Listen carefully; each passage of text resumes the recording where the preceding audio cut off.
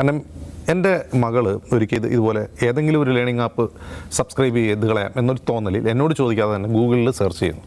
അപ്പോൾ അവൾ ഉപയോഗിക്കുന്ന ഫോൺ നമ്പർ എൻ്റെ പേരിൽ രജിസ്റ്റർ ചെയ്തിട്ടുള്ളതാണ്. അത് ഗൂഗിൾ സെർച്ച് ചെയ്യുന്നവൾ പലതരം ലേണിംഗ് ആപ്പുകൾ ഗൂഗിളിൽ നോക്കുന്നു. പിറ്റേ ദിവസം ഉച്ചയാകുമ്പോഴേക്കും എൻ്റെ ഫോണിലേക്ക്, ആ ഫോണിലേക്കല്ല എൻ്റെ ഫോണിലേക്ക് കോൾ വരുന്നു. ഞങ്ങൾ ബൈജൂസ് ആപ്പിൽ നിന്നാണ്.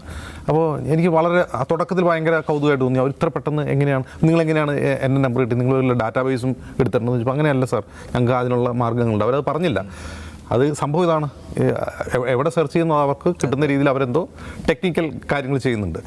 ഇത് വിളിച്ച് പറഞ്ഞപ്പോൾ ഇവർ ആദ്യത്തെ സംസാരം തന്നെ, ഇത് എക്സിക്യൂട്ടീവ് സംസാരം ആദ്യത്തെ ഒരു തവണയല്ല, ഞാൻ വൈകിട്ട് വീണ്ടും വിളിക്കുന്നു.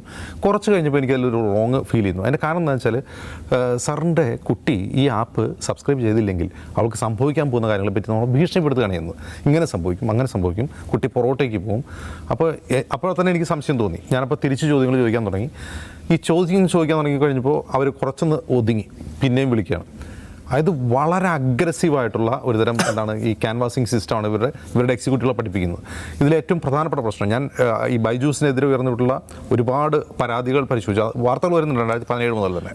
അതിൽ ഏറ്റവും പ്രധാനപ്പെട്ട, ഏറ്റവും കൂടുതൽ പേരൻസ് പറയുന്ന കാര്യം, നമ്മളെ സമ്മർദ്ദത്തിലാക്കി അവർ സബ്സ്ക്രൈബ് ചെയ്യിപ്പിക്കുക എന്നുള്ളതാണ്. ഞാൻ സബ്സ്ക്രൈബ് ചെയ്തില്ല, എനിക്കത് തുടക്കത്തിൽ തന്നെ റോങ് ഫീൽ ചെയ്തുകൊണ്ട്, തോറ്റാലും കുഴപ്പമില്ല, കുട്ടി പഠിച്ചില്ലെങ്കിലും കുഴപ്പമില്ല, അത് വേണ്ട എന്ന് തന്നെ തീരുമാനിച്ചു. അത് ഏറ്റവും പ്രധാനപ്പെട്ട കാര്യം, ഈ പരാതിക്കാർ ഉന്നയിക്കുന്ന പ്രധാനപ്പെട്ട കാര്യം, സബ്സ്ക്രൈബ് ചെയ്ത് കഴിഞ്ഞിട്ട് നമ്മൾ അകപ്പെടുന്ന ഒരുതരം സമ്മർദ്ദമാണ്. എങ്ങനെയാണെന്ന് വെച്ചാൽ, ഇവർ കുട്ടികളോട് ചോദിക്കുന്നത്, ഇവർ ടെസ്റ്റ് ചെയ്യുന്ന കുട്ടികളോട് വളരെ ടഫായിട്ടുള്ള ക്വസ്റ്റ്യൻ വെച്ചിട്ടാണ്. അപ്പോൾ വളരെ ടഫായിട്ടുള്ളൊരു ക്വസ്റ്റ്യൻ വെച്ച് കുട്ടികളോട് ടെസ്റ്റ് ചെയ്യും. അതിൽ കുട്ടി പരാജയപ്പെടുകയോ മാർക്ക് കുറയുകയോ ചെയ്യുമ്പോൾ നമ്മളെ അടുത്ത അവരുടെ പാക്കേജ് സബ്സ്ക്രൈബ് ചെയ്യാൻ വേണ്ടി നമ്മൾ സമ്മർദ്ദത്തിലാക്കുകയാണ്. കണ്ടോ, നിങ്ങളുടെ കുട്ടി ഇത്ര മോശമാണ്, ഈ ചോദ്യത്തിന് ഉത്തരം പറയാൻ കഴിയുന്നില്ല എന്ന് പറയുമ്പോൾ ഒരു സാധാരണ ഒരു മിഡിൽ ക്ലാസ് പേരൻറ്റിനുണ്ടാവുന്ന എല്ലാ ഇമോഷണൽ ദൗർബല്യങ്ങളെയും ചൂഷണം ചെയ്യുന്ന ഒരു കമ്പനിയായി അത് മാറി എന്നുള്ളതാണ് ഒന്നാമത്തെ പോയിന്റ്. രണ്ടാമത്തെ പോയിന്റ്, വളരെ മോശം കസ്റ്റമർ കെയർ സർവീസ് ആയിരുന്നു അവരുടേത്. ഇത് അൺസബ്സ്ക്രൈബ് ചെയ്തിട്ട് പിന്നീട് റീഫണ്ടൊക്കെ ചോദിക്കുമ്പോൾ ഒരു മറുപടിയും ഇല്ല എന്ന പരാതിയും വ്യാപകമായിരുന്നു. മൂന്നാമത്തെ കാര്യമായി എനിക്ക് തോന്നുന്നത്, കോവിഡ് വന്നതിന് ശേഷം, കോവിഡ് സമയത്താണുള്ള ഈ ലേണിങ്ങിൻ്റെ ഏറ്റവും പുഷ്കലകാലം എന്ന് പറയുന്നത്. എല്ലാവരും കുറേ അധികം മറ്റ് ആപ്പുകളും വന്നു. ബൈജൂസിന് വേറെ കോമ്പറ്റീറ്റേഴ്സ് ഉണ്ടായി. പക്ഷേ ബൈജൂസ് അപ്പോഴത്തേക്കും ലോകമാകമാനം വ്യാപിച്ചിരുന്നു.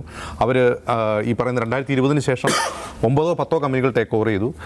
അവർ വിദേശത്തു നിന്നുൾപ്പെടെ ഇൻവെസ്റ്റ്മെൻറ്റ് ക്ഷണിച്ചു. ധാരാളം കമ്പനികൾ അവരിൽ ഇൻവെസ്റ്റ് ചെയ്യാൻ തയ്യാറായി എന്നൊക്കെയാണ് പറയുന്നത്.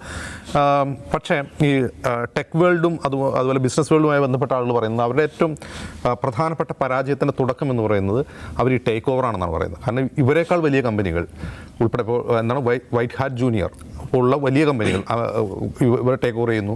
ആകാശ് ടേക്ക് ഓവർ ചെയ്യുന്നു ഇന്ത്യയിൽ തന്നെയുള്ള. അപ്പോൾ ആ ടേക്ക് ഓവർ ഇവർക്ക് താങ്ങാൻ പറ്റുന്നതായിരുന്നില്ല. അപ്പോൾ ആ ടേക്ക് ഓവറിന് വേണ്ടി അവർ കൂടുതൽ ഇൻവെസ്റ്റ്മെൻറ്റ് വിദേശത്ത് നിന്ന് കൊണ്ടുവരാൻ ശ്രമിക്കുന്നു. ഈ ടേക്ക് ഓവറാണ് ഈ കമ്പനിയെ ദുർബലപ്പെടുത്തിയതെന്നുള്ളതാണ് ഒരു നിരീക്ഷണം. മറ്റൊന്ന്, വേറെയും കോമ്പറ്റീറ്റേഴ്സും ഉണ്ട്, അതും പറയുന്നുണ്ട്. മൂന്നാമത്തെ കാര്യം, ഈ പറയുന്ന കസ്റ്റമർ സാറ്റിസ്ഫാക്ഷൻ എന്ന് പറഞ്ഞാൽ വളരെ പ്രധാനപ്പെട്ട കാര്യമാണ്. നമ്മൾ എന്ത് ബിസിനസ് നടത്തിയാലും ഒരു മിനിമം എത്തിക്സ് വേണം. ഇവർ ശരിക്കും ഒരുതരം കൊള്ളയാണ് നടത്തിക്കൊണ്ടിരുന്നത്. മറ്റൊന്ന്, ഈ കസ്റ്റമറുടെ സാറ്റിസ്ഫാക്ഷനെ പറ്റി ഇവർക്ക് യാതൊരു ബോധ്യമില്ലെന്ന് മാത്രമല്ല, വലിയ തോതിൽ അങ്ങനെ അവർ ലാഭം കൊയ്തിട്ടുണ്ട് എന്നുള്ളതാണ്. മൂന്നാമത്തെ കാര്യം, നമ്മൾ ടേക്ക് ഓവറിന് വേണ്ടി കൂടുതൽ ഇൻവെസ്റ്റ്മെൻറ്റ് ക്ഷണിക്കുക. അതാണ് ഇപ്പോൾ കഴിഞ്ഞ ദിവസം ദുബായിൽ നടന്നിട്ടുള്ളൊരു നിക്ഷേപകരായിട്ടുള്ള കൂടിക്കാഴ്ചയിൽ ഇദ്ദേഹം കരഞ്ഞു എന്നാണ് പറഞ്ഞത്. അവർ പൊളിയാൻ പോകണമെന്ന് പറഞ്ഞിട്ട്. കാരണം അല്ലെങ്കിൽ തന്നെ സ്വാഭാവികമായി ലാഭം ഉണ്ടാകുന്ന ഒരു കമ്പനിയാണ് ബൈജൂസ്. സ്വാഭാവികമായി വളർച്ചയുള്ളൊരു കമ്പനിയാണ്. അതിന് അസ്വാഭാവികമായി വളർത്താൻ വേണ്ടി കൂടുതൽ നിക്ഷേപം വരുത്തുമ്പോൾ ഉണ്ടാകുന്ന പ്രശ്നങ്ങളാണ്. അവർ ടേക്ക് ഓവർ ചെയ്ത് കഴിഞ്ഞു, വരാൻ ഉദ്ദേശിച്ച ഫണ്ട് വന്നില്ല, അതിൻ്റെ തിരിച്ചടികളാണ് കാണുന്നത്. പിന്നെ ഞാൻ വിചാരിക്കുന്നത്, ഈ അവരുടെ പ്രൊഡക്റ്റ് മോശമാണെന്നോ അങ്ങനെയൊന്നുമല്ല. ആ ഒരു ആശയം നല്ലതായിരുന്നു, അവരുടെ പ്രൊഡക്റ്റ് നല്ലതായിരുന്നു. പക്ഷേ അതിനെ വിൽക്കാൻ അവർ ശ്രമിച്ച രീതി ഒട്ടും ധാർമ്മികമായിരുന്നില്ല, വളരെ അധാർമികമായ രീതിയിലായിരുന്നു. ഇനിയും ഇത്തരത്തിലുള്ള ഈ ലേണിംഗ് ആപ്പുകൾക്ക് ഇനിയും സാധ്യതയുണ്ട്. ഇന്ത്യ അതിനൊരു വലിയ മാർക്കറ്റുമാണ്. കൂടുതൽ കമ്പനികൾ, ബൈജൂവിനെ പോലെ കൂടുതൽ കമ്പനികൾ വരുമെന്ന് തന്നെയാണ് പ്രതീക്ഷിക്കുന്നത്. ഒരു സാധാരണ തുടക്കം. ഞാൻ ജനിച്ചതും വളർന്നതും കണ്ണൂർ ജില്ലയിലെ അഴീക്കോട് ഗ്രാമത്തിൽ. ഞാൻ ആക്ച്വലി എല്ലാ മീറ്റിംഗ് തുടങ്ങുമ്പോഴും, ഇൻവെസ്റ്റർ മീറ്റിംഗ്സ് ആയാലും അതുപോലെ ഇമ്പോർട്ടൻറ്റ് മീറ്റിംഗ്സിലൊക്കെ ആദ്യം തന്നെ എപ്പോഴും പറയും, I come from a small village. പെട്ടെന്ന് തന്നെ അവർ ഇംപ്രസ്ഡ് ആവും. അതിന് കാരണം എന്താണെന്ന് വെച്ചാൽ, most of the people think that ഇതൊരു വലിയൊരു പോരായ്മയാണെന്ന്. ഇത്രയും ഡിഫിക്കൽട്ട് സർക്കംസ്റ്റൻസസിൽ നിന്ന് വന്ന് എങ്ങനെയാണ് ഇത്രയൊക്കെ അച്ചീവ് ചെയ്തതെന്നാണ് അവർ പെട്ടെന്ന് തന്നെ ആലോചിക്കുക. പക്ഷെ ആൾക്കാർക്ക് അറിയില്ല ദാറ്റ് കേരളത്തിൽ എവിടെയാണെങ്കിലും, ഗ്രാമത്തിലായാലും പട്ടണത്തിലായാലും നഗരത്തിലായാലും ഓൾമോസ്റ്റ് ഈക്വൽ ഓപ്പർച്യൂണിറ്റീസ് ആണ് ഉള്ളത്. ഗ്രാമത്തിൽ വരുന്നതിന് വലിയൊരു അഡ്വാൻറ്റേജ് ഉണ്ട്. ഏറ്റവും വലിയ അഡ്വാൻറ്റേജ് എന്താണെന്ന് വെച്ചാൽ, ഞങ്ങളുടെ നാട്ടിലെ കൂട്ടായ്മ, അതുപോലെ ആളുകളെ പെട്ടെന്ന് വിശ്വസിക്കാനുള്ള പ്രവണത, അതും കൂടാതെ പരസ്പരം സഹായിക്കാനും സഹകരിക്കാനുള്ള ഇങ്ങനെയുള്ള ഒരുപാട് നല്ല ക്വാളിറ്റീസ് പഠിക്കാൻ പറ്റിയത് ഇങ്ങനെ ഒരു ഗ്രാമത്തിലെ അന്തരീക്ഷത്തിൽ വളർന്നതുകൊണ്ടാണ്.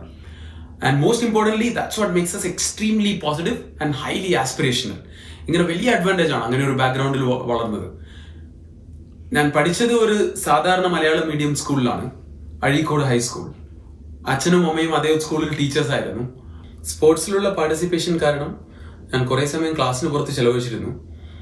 അതുകൊണ്ട് തന്നെ മാത്സും സയൻസും എനിക്ക് ഇഷ്ടമുള്ള വിഷയങ്ങളൊക്കെ ഞാൻ കുറേ സ്വന്തമായി പഠിച്ചു. ഇംഗ്ലീഷ് മെയിനായി പഠിച്ചത് റേഡിയോയിൽ ക്രിക്കറ്റ് കമൻട്രി കേട്ടിട്ടാണ്.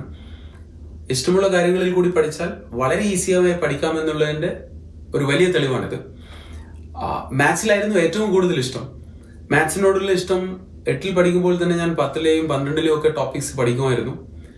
അങ്ങനെ മാത്സ് പഠിച്ചും പഠിപ്പിച്ചും കണ്ടിന്യൂസ് ആയി ഇംപ്രൂവ് ചെയ്തേ കൊണ്ടിരുന്നു.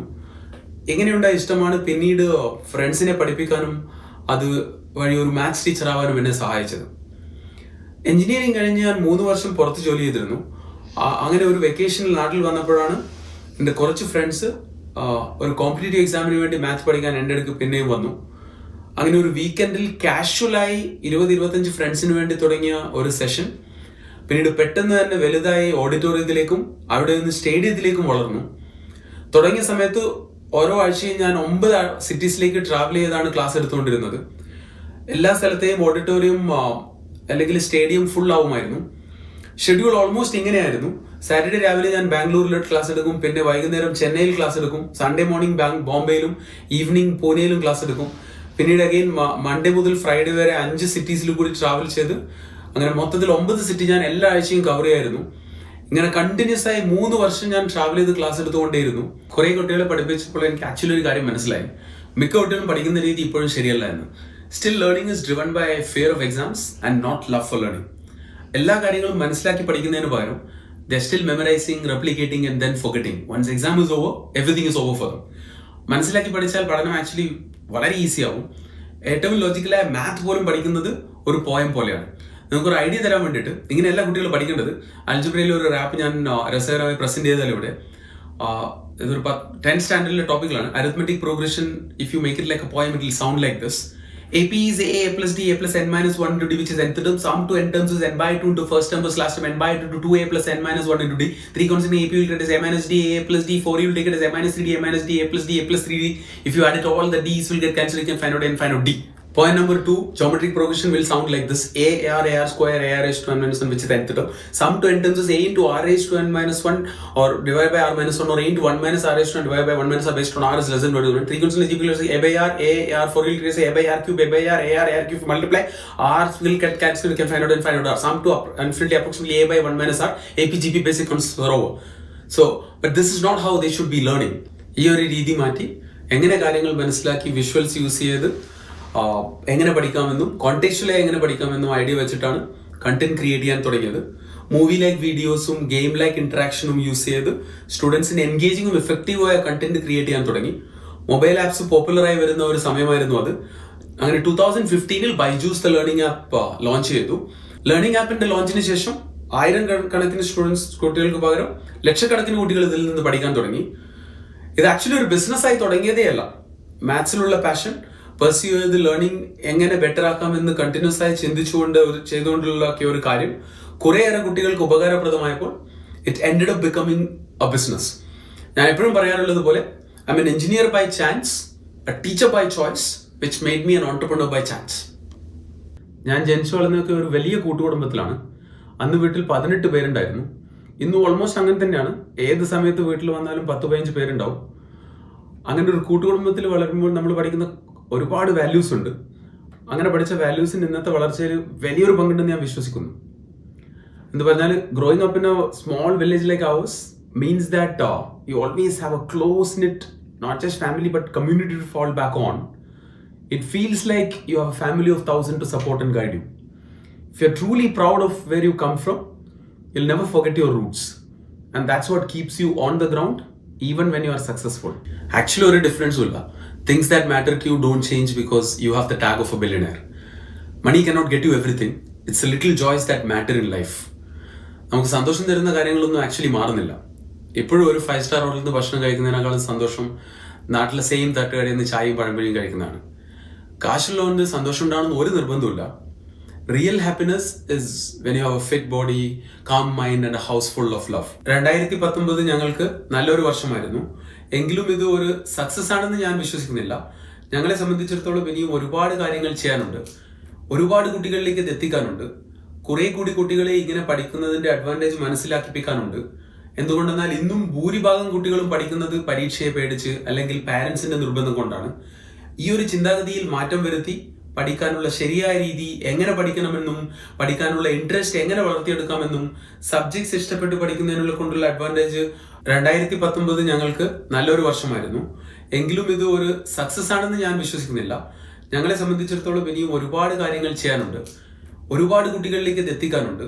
കാര്യം എന്താണെന്ന് വെച്ചാൽ ലക്ഷക്കണക്കിന് കുട്ടികളെ എങ്ങനെ മെച്ചപ്പെട്ട രീതിയിൽ പഠിക്കാമെന്നും അതുപയോഗിച്ച് ഭാവിയിലെ ഇനിയും ഡിഫൈൻ ചെയ്യപ്പെടാത്ത ജോലികൾ ചെയ്യുന്നതിന് അവരെ എങ്ങനെ പ്രാപ്തരാക്കാം എന്നുള്ളതുമാണ്. എന്തുകൊണ്ടെന്നാൽ 21st century illiterates are not the ones who can't read and write. They are the ones who can't learn, unlearn and relearn. Next generation ഈ ഒരു രീതിയിൽ പഠിക്കാൻ പറ്റിയാൽ അത് അവർക്ക് വളരെ ഉപകാരപ്രദമായിരിക്കും. അത് അവരുടെ ഫാമിലീസിനെ ഹെൽപ്പ് ചെയ്യും. അതിലുപരി രാജ്യത്തിന്റെ പുരോഗതിക്ക് ഹെൽപ്പ് ചെയ്യും. ഒരു കാര്യം കൂടി എനിക്ക് പറയാനുണ്ട്.